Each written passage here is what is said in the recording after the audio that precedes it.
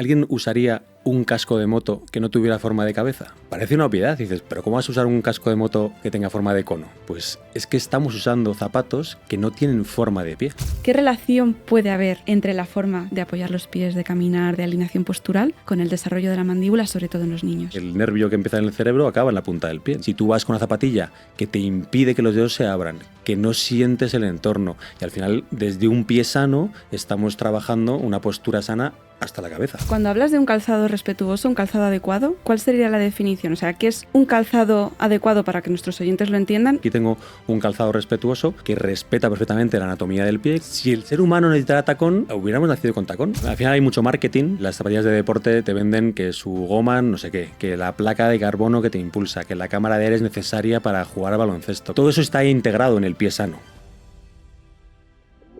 ¿Alguna vez te has parado a pensar en cómo se relacionan tu boca, tu espalda y tus pies? Anatómicamente puede parecer que están muy lejos entre sí, pero lo cierto es que forman parte de un mismo sistema y lo que pasa en una zona tiene consecuencias sobre las demás. La salud oral no solo se refleja en el estado de nuestras encías o de nuestros dientes, también la forma de caminar, nuestra postura, la pisada, la masticación y cómo respiramos puede alterar la alineación de nuestra columna y repercutir en todas las estructuras que conforman la boca. Seguro que conoces a alguien que camina demasiado echado hacia adelante y su barbilla se encuentra hacia atrás y viceversa. ¿Sabías que la forma de andar se adopta muchas veces en función de cómo ha crecido nuestra mandíbula? Soy Beatriz Turegano, odontóloga especializada en periodoncia, y hoy hablaremos sobre cómo la postura puede tener su origen o su reflejo en la boca y cómo esto repercute en la pisada, en la marcha o incluso en la elección del calzado. En boca de muchos, by Curaprox, el podcast para descubrir que tu salud empieza por tu boca. Para hablar de todo esto y más, hoy nos acompaña Jesús Serrano. Él es fisioterapeuta, especializado en ciencias de la actividad física del deporte, y creo que es una de estas personas que consigue explicarlo todo con una claridad que engancha desde el primer minuto. Lo podéis encontrar en redes sociales con el nombre de Jesús Serrano Fisio, y la verdad es que comparte un contenido súper interesante sobre biomecánica, calzado minimalista, entrenamiento funcional, y tiene un enfoque integrador sobre el cuerpo humano que conecta perfectamente con lo que defendemos también desde la salud oral. Buenas tardes, Jesús, ¿qué tal? ¿Cómo estás? Buenas tardes, muchas gracias por invitarme, un placer. Bueno, yo feliz de estar aquí contigo, que nos cuentes hoy toda esta relación, porque creo que nuestros oyentes se preguntarán qué hacemos en un podcast de salud oral hablando de pies. Creo que hoy lo vamos a dejar claro.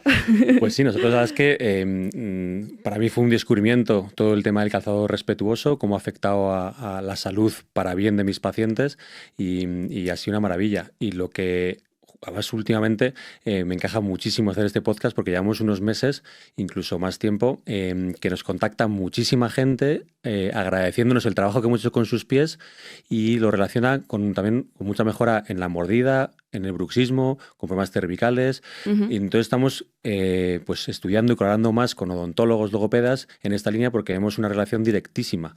Un buen calzado, un buen entrenamiento de pies y mejora instantánea de problemas en la boca, la postura, en los ojos y la respiración incluso. Exacto, porque hablando ya, entrando en el tema de la postura, ¿por qué es tan importante esta postura correcta que adoptamos normalmente a lo largo del día? ¿En qué nos afecta a nuestra salud oral tener una postura que no es? Bueno, es que al final el cuerpo es uno. No podemos, si tenemos un problema de cuello, no podemos mirar solo en el cuello. Hay que ver de dónde viene. Yo esto me baso mucho en buscar la causa de las patologías y me obsesiona un poco. Yo siempre lo cuento en mis charlas como alguien con un problema de rodilla, probablemente el problema no esté en la rodilla. Hay que buscar de dónde nos viene. Y un problema en la boca probablemente no esté directamente en la boca, ¿no? Hay que mirar de dónde viene.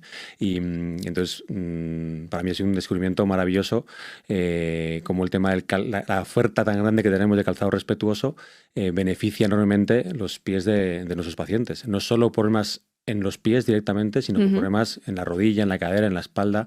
O sea que ha sido una revolución, desde luego, en mi profesión. Porque cuando hablas de un calzado respetuoso, un calzado adecuado, ¿cuál sería la definición? O sea, ¿qué es un calzado adecuado para que nuestros oyentes lo entiendan y qué es un calzado perjudicial o convencional? Pues, claro, el calzado respetuoso al final es tan sencillo. Yo a veces pongo esta comparativa, es decir, ¿alguien usaría un casco de moto que no tuviera forma de cabeza?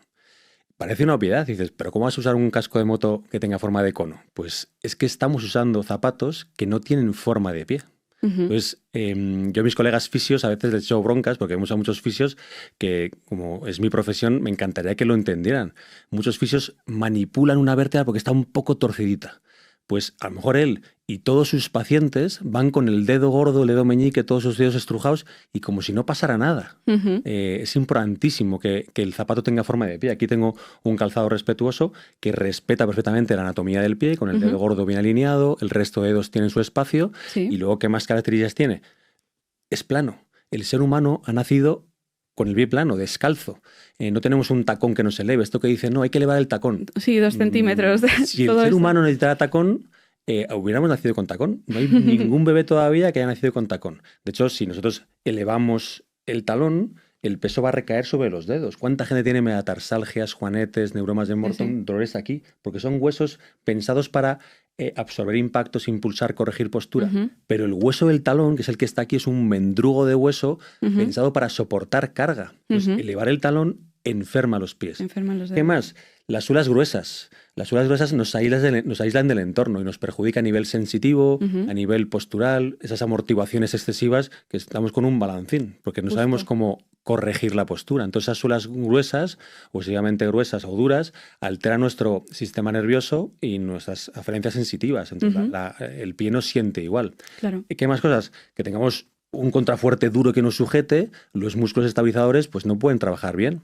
Y luego sujeciones en el puente del pie, que venga aquí un pequeño arco que sujete. Es decir, yo siempre resumo que primero la forma, que es innegociable. Y luego cuantos más gadgets o elementos tenga un zapato, cámara de aire, elevación aquí, elevación allí, contrafuerte aquí, más tonto se vuelve nuestro pie. Es como un niño vago que no quiere trabajar. Pues un niño vago que no quiere trabajar, hay que animarle a trabajar. Si tú le das de comer, le vistes, le haces todo, el niño se queda siempre vago. Y es lo que vemos en muchos pies desde niños, que están encerrados en zapatos con miles de cosas, incluso con lucecitas, y al final el pie crece enfermito. Y como duele, le ponemos más cosas para intentar que no duela. Y más cosas, y más cosas. Te entiendo. Y luego estas personas que a lo mejor están usando zapatillas deportivas y piensan que están haciendo un comportamiento saludable, ¿qué les dirías? Porque esto no es la típica zapatilla deportiva en la que todos podemos pensar, las típicas marcas en las que todos podemos pensar. Claro. Al final hay mucho marketing. Las zapatillas de deporte te venden que su goma, no sé qué, que la placa de carbono que te impulsa, que la cámara de aire es necesaria para jugar al baloncesto, que todo eso está integrado en el pie sano. Un pie sano que desde niño crece sano, tiene músculos, tendones, ligamentos, la fascia, todo muy potente y sano. Y es capaz de correr, saltar, impulsar. ¿Qué necesitamos? Un zapato que ayude a que agarre bien en el terreno donde nos movamos, que el pie se ajuste bien al zapato, que no baile el pie dentro del zapato, y muchas veces poco más. Todo lo demás son inventos de la industria para vendernos zapatos con cosas. Pero si esas cosas hacen lo que debe hacer el pie pierde funcionalidad. Justo.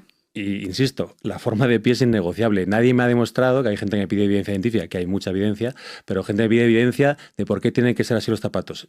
Primero que demuestren los demás por qué el dedo gordo torcido. Porque hay que llevarlo. Exacto. O sea, es un tema estético. Mentalmente, la sociedad es como que lo estrecho es bonito, lo ancho es zapatos de payaso. Es que el pie es ancho, es zapato de payaso. Todos tenemos forma de pie de payaso. Yo llevo usando este tipo de calzado 2 años y quizá ahora lo que me parece feo es lo estrecho. Sin duda.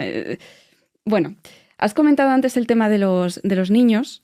Para esto sí que hay evidencia de que cada vez más, de que un niño, si permanece descalzo el mayor tiempo posible, pues que esto repercute en el desarrollo de su pie durante la infancia, la adolescencia.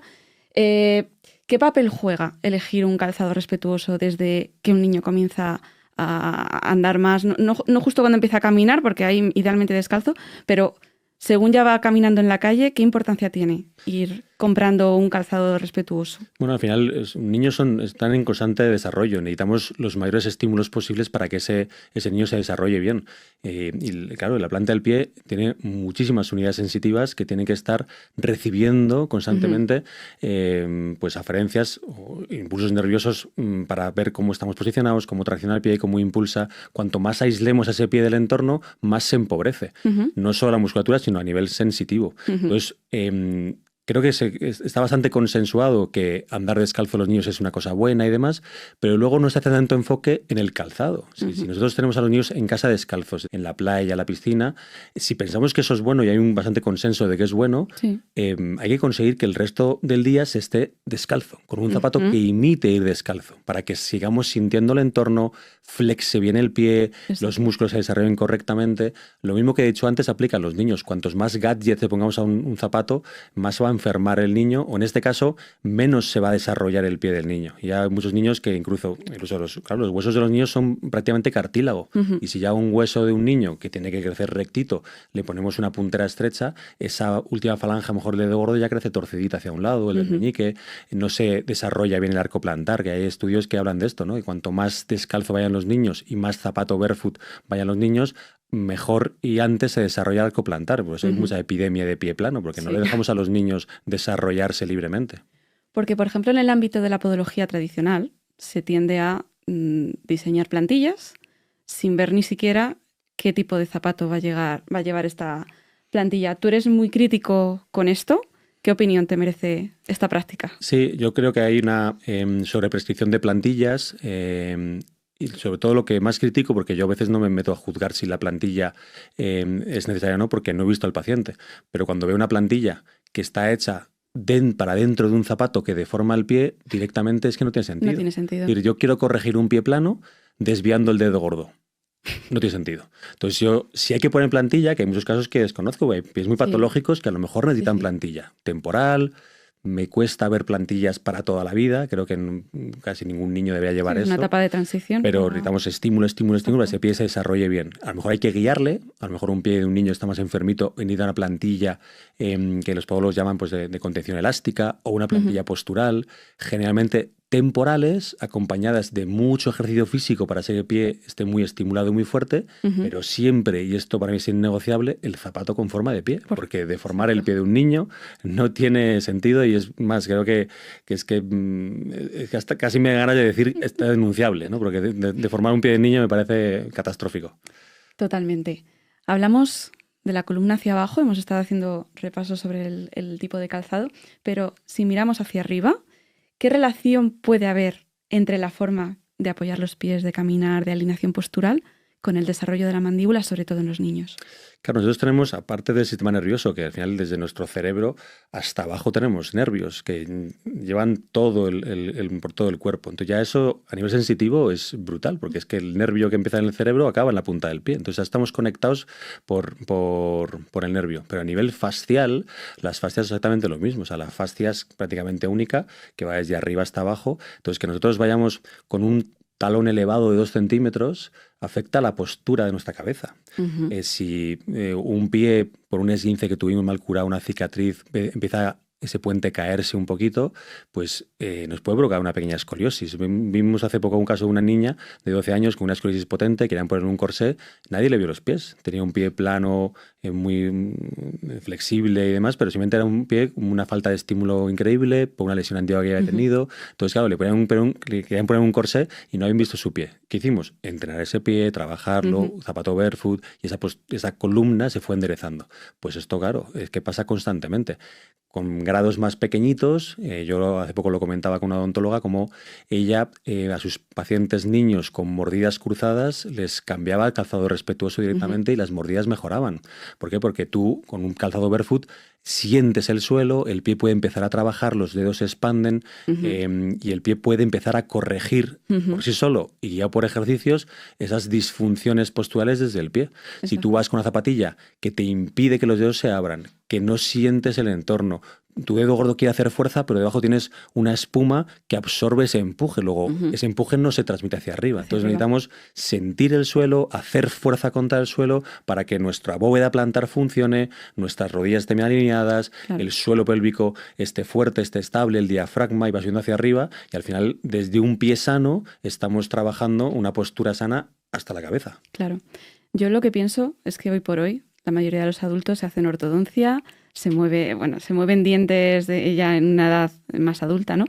Pero yo creo que estamos llegando tarde, porque si realmente tuviéramos en cuenta los pies, la columna, la cabeza, desde que un niño tiene 2 años, 3 años, y acompañáramos ese crecimiento, no tendríamos que estar haciendo ortodoncias y ortodoncias que al final te dicen, no, es que el diente tiene memoria. Claro, es que tu hueso se osificó hace mucho tiempo en una mala posición. Claro. Pero bueno, me parece muy, muy, muy interesante. Hablando ya de las personas mayores, Toma ya. vamos a meternos en un jardín. ¿Cómo podría influir un calzado inadecuado en el aumento de un riesgo de caídas, de pérdida de equilibrio, llegados a una edad donde no podemos, ¿no? Al final las personas mayores llega un momento donde se caen? ¿En qué influye el calzado en todo esto? Esto da para... es terrorífico ir a una ortopedia. O muchas farmacias con ortopedia que tienen zapatos ortopédicos. Te metes ahí, todos tienen forma de flecha, Sí. acaban en punta, todos tienen suelas relativamente estrechas y todos tienen tacón. Entonces, claro, mujeres que tienen los dedos destrozados con juanetes, con los dedos en garra, les venden un zapato que muchas veces es más ancho a lo mejor en la zona de los metas, pero luego cierran en punta, y una zapatilla que les aísla totalmente del suelo, están subidos en una plataforma, les aleja del suelo, luego es un zapato más inestable. Y te lo venden como zapato ortopédico. Entonces, lo que le viene bien a un niño, le viene bien a un adulto. Zapato con forma de pie. Exacto. Si el pie está muy enfermito, que en muchas personas mayores está muy enfermito de los años, a lo mejor ya llevan con plantillas toda su vida. Y a lo mejor esa plantilla tiene que seguir usándola, pero dentro de un zapato con forma de pie. O sea, que vemos plantillas para zapato estrecho, dentro de un zapato con cuña, que a veces la cuña mide 3 centímetros, otra mide 1, que eso no se valora en las personas mayores. Las personas mayores se ponen la plantilla, es lo que se ha dicho, y obedecen. Pero claro, en un zapato que le está generando una disfunción por sí mismo. Entonces, en personas mayores que sientan el suelo, que los dedos se expandan, que dedos en garra se estiren todo lo que se pueda. Claro, hay niveles de artrosis que no van a cambiar, pero muchas personas mayores se caen mucho menos y notan mucha mejoría al cambiar a calzado con menos suela, anchos, más flexibles. Y su pie, aunque esté enfermito, puede trabajar mucho mejor. Yo voy a invitar a los oyentes a que visiten tu cuenta de Instagram, porque me gustan muchísimo las animaciones que haces donde sale un pie, lo desplazas hacia un zapato y dices, ¿ves cómo no cabe eso? Bueno, efectivamente.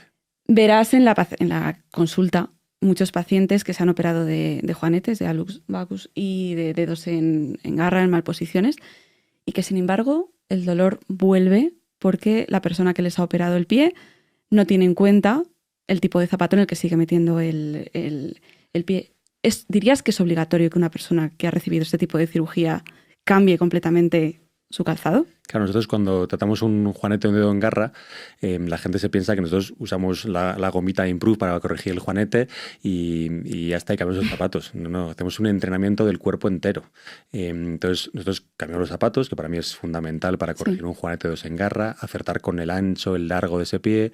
Mandamos mucho ejercicio para corregir el dedo gordo, dedos en garra, pero trabajamos el puente del pie, trabajamos la rotación de tibia, trabajamos el glúteo, trabajamos la postura, es decir, hacemos un entrenamiento del pie y desde el pie al resto del cuerpo, porque muchas veces lo he dicho en muchos vídeos, el glúteo, por ejemplo, es un músculo que es el gran protector del dedo gordo. Si un glúteo está inhibido totalmente, ese puente va a tender a caer, va a desviar el dedo gordo. Entonces, a veces parece que con unos separadores y una gomita corregimos juanetes. No, es una herramienta más dentro de un cambio de hábito, que es andar descalzo, entrenar descalzo, andar descalzo en la naturaleza, entrenar descalzo todo el cuerpo, integrar, ¿no? Es que la salud del pie en una sentadilla es fundamental para que la sentadilla salga bien y que tú actives el glúteo bien. Entonces, para mí es imprescindible entrenar descalzo y entrenar el cuerpo entero en las patologías de este tipo. Sí, es importantísimo el hecho de caminar descalzo en casa. Hay gente que no puede hacerlo. Exactamente. Primer signo que digo yo de que su pie necesita andar descalzo. Que tienen mucho dolor. Hoy en consulta precisamente se lo he dicho a una persona que dice, es que yo no puedo con las miguitas de pan. Pues tienes que sentir las migas de pan. Aspirador, ¿no? Sí, lo tienes más limpio y te acostumbras. Y esa sensibilidad es buenísima que la entrenes en casa. Sí, así es. Si alguien motivado por este podcast decide empezar a utilizar calzado minimalista, calzado barefoot, que no haga como yo, que yo no hice transición en su momento. Yo directamente me pasé a unas zapatillas minimalistas. Recuerdo 6 meses de agujetas en la planta del pie cuando me levantaba por la mañana y yo decía, mira, estoy entrenando el pie, pero realmente luego ya empecé a leer sobre la importancia de esta transición y todo esto. Dinos por dónde empezar, una persona que nunca haya utilizado calzado barefoot, y ¿qué tenemos que tener en cuenta a la hora? ¿Directamente nos compramos un zapato sin suela? ¿Qué tenemos que tener en cuenta? Sí, yo creo que primero hay que perder el miedo al calzado barefoot. Parece que te pones un calzado barefoot y el pie se te va a desintegrar porque es barefoot, ¿no? Entonces nosotros yo recomiendo siempre a todos los pacientes comprarse un zapato barefoot el primer día. que tengan zapato barefoot desde ya. ¿Por qué? Porque ese zapato barefoot para andar por casa, para bajar a comprar el pan y subir, para ir en coche a comer a un restaurante. Es que no un hay poquito trayecto, mucha suela, claro. ni mucha amortiguación, ni mucho drop. Es empezar a trabajar con el zapato, que es como ir descalzo. Y a la gente digo, ¿te duchas descalzo? Sí, pues entonces ya puedes usar barefoot, porque pequeños desplazamientos puedes hacerlos con barefoot. Pero sí que es cierto que hago un llamamiento a una transición. ¿Por qué? Porque hay un boom ahora mismo de marcas que se suman al barefoot, nuevas marcas barefoot. La gente va a empezar a comprar barefoot en cualquier lado, pues, en grandes almacenes y muchas tiendas, y la gente se lo va a comprar porque le gusta o quiere un zapato ancho y dice, qué maravilla.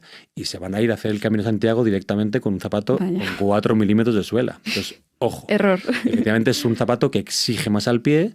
Y sobre todo los adultos, que a lo mejor venimos de 20, 30, 40 o 50 años de zapatos malos que nos han enfermado los pies, no podemos enfrentarnos al terreno irregular que pincha con suelos duros, porque podemos tener una fractura por estrés, una fascitis o una tendinitis. Hoy me ha pasado una podóloga amiga, me envió un titular de un podólogo diciendo, estamos viendo un aumento de fascitis por el uso del barefoot. El aumento de la fascitis no es por el uso del barefoot. Sí, explica esto, que es importante. Claro, es porque la gente tiene el pie enfermo. Luego, la causa es que la gente no es consciente de que tiene el pie enfermo.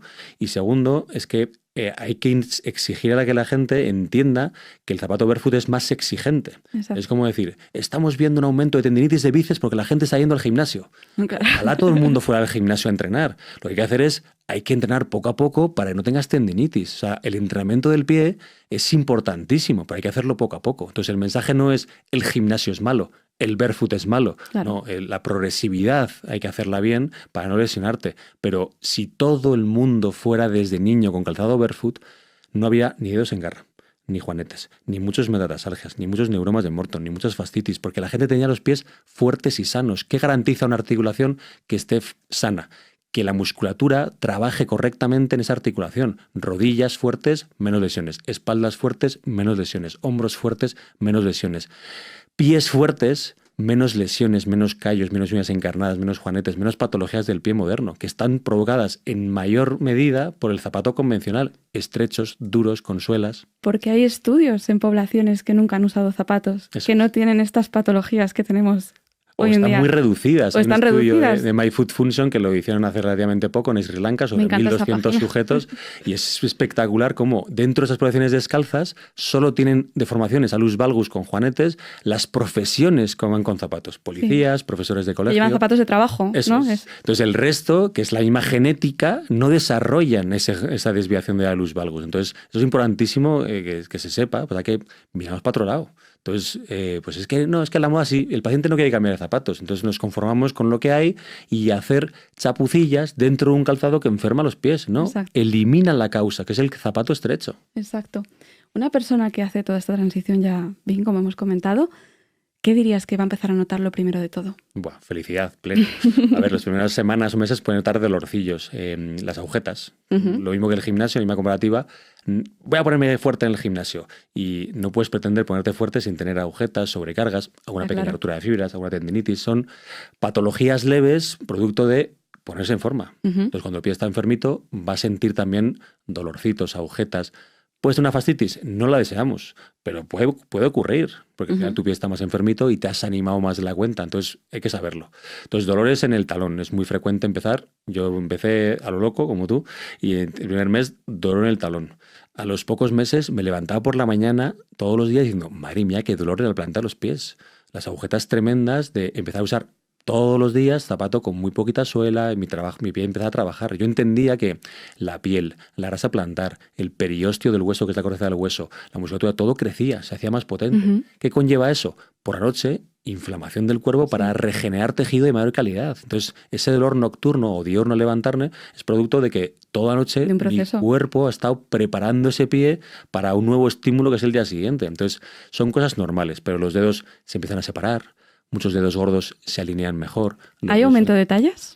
Sí, esto es una cosa súper frecuente. Tengo gente que incluso le ha crecido 4 tallas el pie. Wow. Y yo siempre digo que no es que crezca, es que el pie recupera el tamaño original que el zapato estrecho le robó. Yo tenía un 45 siempre, yo era casi todas las marcas, soy 46, 47, depende de los modelos. Y hay gente que te digo que, esto lo cuenta Cristina Pedroche, que es la que hizo el prólogo de mi libro, que ya, claro, sigue teniendo algún zapato con mucho cariño en el armario de un 30 36, ya en barefoot usa casi siempre ya 39. Entonces, el pie ha crecido, ha recuperado su tamaño original. Pasa que queremos un pie estrechito, cortito, que es más mono, pero es un pie más enfermo. Luego no queremos tener dolores en los pies. Bueno, me ha encantado la entrevista. Vamos a ir a nuestra segunda parte, en la que vamos a sintetizar un poco conceptos que hemos ido repasando. Vamos a hacer un planteamiento, una serie de afirmaciones. Tú me vas a decir si son mito o realidad y quiero que nos las expliques el examen. Bueno, una mala pisada podría ocasionar problemas en la mandíbula. Realidad absoluta, sí. Muy bien. Usar plantillas ortopédicas soluciona los problemas de postura. Pues, a ver, hay plantillas posturales que están viendo muy bien. Quizá hay algún caso en concreto donde una plantilla temporal pueda venir bien para un problema puntual, pero soy bastante enemigo de plantillas de por vida, porque al final creo que el pie, en general todos los pies, el 99% de las personas nacen con los pies sanos y esa postura es trabajable con ejercicio físico y demás. Entonces, mis amigas las posturólogas, ellas justo hacen plantillas temporales y me cuadran bastante esas plantillas, pero estas duras, rígidas y sobre todo en zapato estrecho para toda la vida, diría que no me gusta ninguna. Voy a aprovechar a hacerte una pregunta que no te la he hecho antes. ¿Qué implicación tiene la genética? Gente que puede decirnos que mi madre tiene juanete. La genética, no puedo hacer nada contra la genética. Entonces, ¿qué ocurre con el juanete y la genética? Que tenemos pies anchos, porque nuestra abuela o madre tenía pies anchos. Tenemos pies laxos, que eso al final es la calidad de nuestro tejido colágeno. Entonces, tenemos pies laxos que son muy blanditos, con un pie muy ancho, y además llevamos zapato estrecho. Claro, tenéis más papeletas para que ese juanete aparezca. Hay más factores, pero el calzado es el que provoca realmente que nuestro dedo se vaya deformando hacia donde se deforma. Entonces, la genética influye, pero para mí el zapato es determinante. Por la falta de estímulo, no solo por la puntera estrecha, sino porque un pie encerrado en un zapato estrecho, aparte que es laxo, pues que toda la musculatura se debilita. Entonces, como he dicho antes, un pie con cero músculo es más propenso a tener patologías en los pies. Es la influencia del ambiente sobre nuestra genética, ¿no? La epigenética. Exacto. Vale. Una vez que se desarrolla una mala postura, es irreversible. No, esto es súper trabajable. Se puede trabajar. Se tiene que trabajar de los pies, la respiración, entrenamiento, los cambios de hábitos, que eso es la pulserita de Improve, tenemos los hábitos puestos ahí para que no se nos olviden. Para mí es lo más importante en muchas patologías. La mayoría. Los deportistas no tienen problemas de mandíbula relacionados con los pies porque usan calzado deportivo. Y aquí aprovecho para hablar, no sé si la gente ha visto cómo tienen los pies estos deportistas profesionales, ¿no? Pues que ahora tienen 40, 50, 60 años y enseñan sus pies llevando toda la vida este tipo de calzado. Yo enseño a algún deportista de élite que les paga una marca toda la vida con mucha pasta, les patrocina y digo, mira, el juanete patrocinado por esta marca. Y efectivamente, claro, son zapatillas muy caras con punteras estrechas. Y me decías que no tienen problemas dentales, pues seguro que tienen. De hecho, muchas veces se comenta, ¿no? Gente que tiene problemas en la boca, que su rendimiento bajaba. Y bueno, creo que está muy relacionado, efectivamente, el rendimiento, la alimentación, el descanso. Todo. La odontología deportiva es una especialidad poco conocida, pero si no se trabaja esto, al final son niños que llevan toda la vida entrenando fuera de casa, no han tenido esos padres encima cepillándote tal, ¿no? A lo mejor un entrenador no revisaba que 30 niños se cepillaran los dientes, por ejemplo, ¿no? No creo que le importe mucho. Exacto, entonces sí hay muchísima relación con la buena salud oral y el rendimiento deportivo, está claro. Bueno, por último, operarse de juanetes no sirve de nada si no cambias tu calzado. Es cierto que hay casos extremos en los que el paciente ya no aguanta nada, tiene un pie súper deformado y no hay mucho que hacer. Y a lo mejor el último caso es la cirugía, si se intenta un poco todo. Pero efectivamente, si te operas de juanetes y te han dejado el dedo recto y demás, no vuelvas a cometer el error de usar un zapato estrecho. Exacto. Y además añado, y entrena ese pie y esa pierna y ese cuerpo entero con el pie nuevo, descalzo, que te va alineado para que lo uses, que si no, pues a quedar enfermo. O sea, no es solo cambio de zapato, sino cambio un poco de hábitos. Muy bien. Y ya para terminar, Jesús, cuéntanos una anécdota, un momento sorprendente que hayas vivido en la consulta que quieras traer al podcast, compartirlo pues con nosotros. Una historia que es preciosa, que lo cuento en mi libro, es el caso de Conchita, la bailarina, que le llamo así en el libro, ¿no? Es una paciente que apareció en mi consulta por una ciática, venía acompañada por su marido, y entonces en la primera cita ella apareció con mucho dolor, venía muy arrugadilla, ¿no? Muy encorvada, y su marido tomó las riendas de la consulta y me explicó un poco todo y me dijo, bueno, yo os dejo y os espero fuera. Y yo, pues a la señora Conchita la tumbé en la camilla como pude, con mucho dolor, empecé a atarla y a los 10 minutos o 15 se levantó, no hablaba mucho, se levantó y me dijo, bueno, ya está, me voy. Y yo me quedé como sorprendido diciendo, ¿qué ha pasado aquí? Entonces yo, claro, yo me apuré diciendo, he hecho alguna cosa mal, no entendía mucho y entonces la acompañé hacia afuera con mucho cariño, hablé con el marido y bueno, no te preocupes, está ya, la próxima semana venimos y seguimos. Y claro, vino la siguiente semana y un episodio un poco parecido. Empecé a tratar y nada, pues al final se levantó y se fue también y digo, esto es muy raro. Ya me fui a ver con la traumatóloga del centro médico donde trabajaba y ya aparecía en la historia clínica en un apartado lejos de la traumatología que ponía déficit cognitivo. Y dije, aquí hay algo raro. Y entonces ya el tercer día que vino el marido, le metí a la señora y salí a hablar con el marido y dije, oye, ¿su mujer tiene algún problema? Y dice, sí, tiene Alzheimer. Y digo, esto cambia todo. Dato importante. Que yo empecé en la camilla, tratarla como siempre, dándole vuelta, digo, tiene Alzheimer, a ver si hay algún problema. Y entonces otra vez se levantó con mucho dolor y me voy y dije, Conchita, quédate aquí, vamos a bailar. Y me puse a bailar con ella. Directamente, me puse a bailar con ella, a bailar un tango, no sé qué.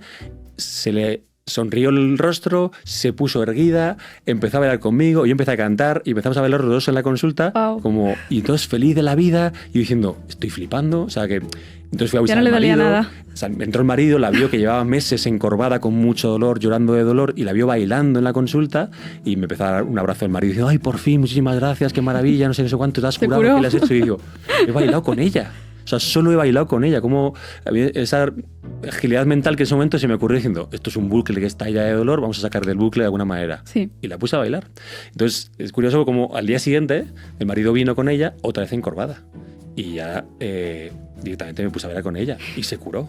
O sea, no es que se curara, es que no necesitaba fisioterapia, necesitaba apuntarse a clases de cosas y con su marido bailar, hacer una vida distinta a estar todo el día en su casa encerrado, porque tengo Alzheimer y no hace absolutamente nada. Necesitaba vivir. Entonces una etapa que muy chula porque al final dices cómo somos de complicados, ¿no? Que al final de un problema parece aparentemente físico está relacionado con un problema mental. Entonces esto nos pasará en mayor o menor medida con un montón de pacientes que no somos conscientes cómo el estado de ánimo afecta a un dolor de juanete o a un bruxismo. Exacto, porque la salud, ya nos lo dice la OMS, también es un bienestar mental y social, no solo físico, está claro. Luego. Qué historia tan bonita, me ha gustado mucho. Así que nada.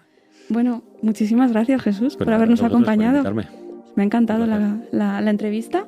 Nosotros, por nuestra parte, volvemos dentro de 2 semanas. Mientras tanto, puedes seguir aprendiendo sobre tu salud bucodental en nuestras redes sociales, en Curaprox Spain, Curaden Spain. Y si tienes cualquier consulta, sugerencia, algún tema que quieras tratar en el podcast, nos escribes. Nos vemos. Hasta luego. En boca de muchos, by Curaprox, el podcast para descubrir que tu salud empieza por tu boca.